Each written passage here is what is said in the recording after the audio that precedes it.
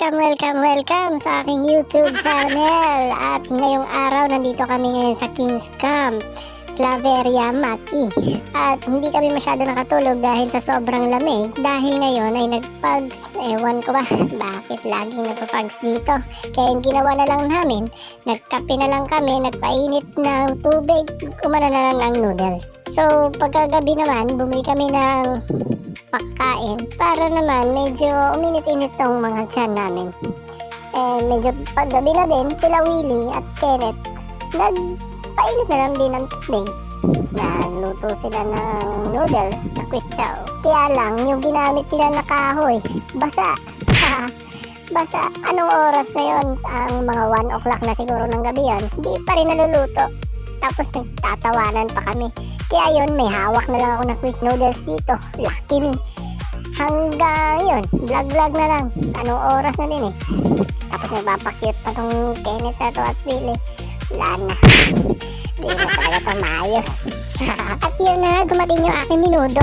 I mean aso. Nandito nagpapatutoy pa tira sa gilid. At yun, may hawak na naman akong noodles. Ang tagal talaga nilang gumawa ng apoy. Gutom na ako. Ano ba yan? Ayan na, pinapainit na naman nila. Pero hindi talaga umiinit. Paano basa na naman yung kahoy? Kaya ito, abang-abang na lang muna ako anong gagawin nitong dalawa. Total, nandito naman yung minudo, I mean aso. Okay lang. Yun, after 30 years, natapos na din. Tumapoy na, pero para lalong uminit, sinayawan ko na din. Mambot, ewan ko na lang anong ginawa ko sa buhay ko. At yun, pagkatapos namin kumain kagabi, masarap yung tulog namin. At hindi na naman kami masyado nakatulog sa sobrang lamig.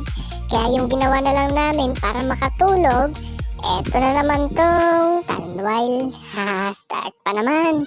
Pero overall, bumalik na naman yung lakas namin. Kaya yun, vlog na naman ulit. At nung hapon, bumaba na din kami at para ma-meet namin yung ibang campers. Dito naman, medyo maraming ginagawa. Busy masyado dahil maghahapon na. Kaya yun, lumipat muna kami ng ibang pwesto malapit sa view. Yung ibang campers kasama din namin. Galing pa sila sa Hasaan.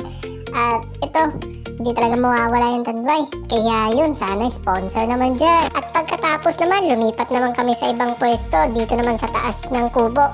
Para dito magduyan at magpalipas ng oras. Kasi yung mga kasamahan namin pupunta pa daw sa Hasaan. Malalayo pa sila. At kami, dito lang naman kami sa poblasyon. Maya kaunti, tinawag na kami para daw kumain. Kaya maraming salamat sa mga nag-sponsor at nagbigay sa amin ng pagkain. Sana keep safe kayo sa pag-uwi ninyo. At marami pa kayong mapasaya na ibang tao. At pagkatapos naman namin kumain, nagkwentuhan muna kami bago sila umalis.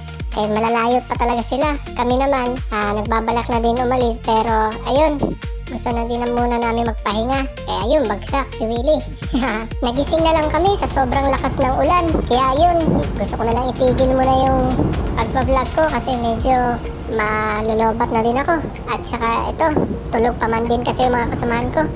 Kaya yun, hanggang dito na lang muna yung video natin. Kaya sa susunod ulit na ating vlog, salamat!